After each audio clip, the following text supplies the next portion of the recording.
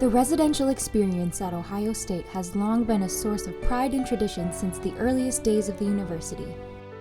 When I think about the history of housing, I go back to one of their mission statements of providing the best environment for educational and personal growth of the individual.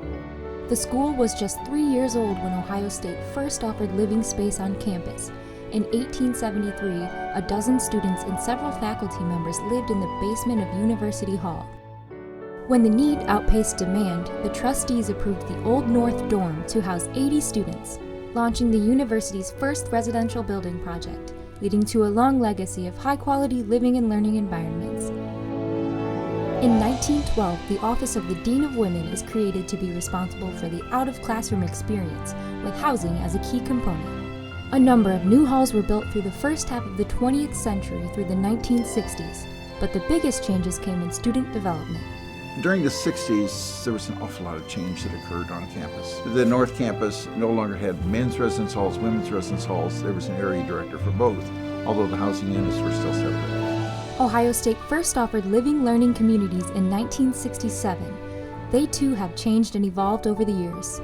How it's evolved is that it's more robust, it's more engaged, it's less about their interests, like in the 80s we had the aerobics interest hall and the computer whiz interest hall, and now what we have are programs that are really tied strongly to the academic colleges.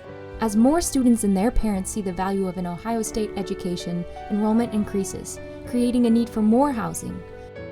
New halls are built in the south area of campus in the early 2000s. Next up, transforming the North District, which allowed the university to enhance its support for student success. Ohio State has always been committed to students and student success, and one of the things that we knew is that if we wanted students to succeed, if we had them living on campus during their second year, it would contribute to their academic success and their success after graduation. The result, STEP, the second-year Transformational Experience program. We set about thinking about how do we have all students in their second year live on campus. It was a huge task, and that meant building more facilities. We have an incredible board of trustees who said, we need a program that is worthy of this student experience. And the STEP program was born, and then the facilities were created to support that. From the founding of the university through today, housing has always been more than just providing beds. It's about supporting student success and ensuring the extraordinary student experience.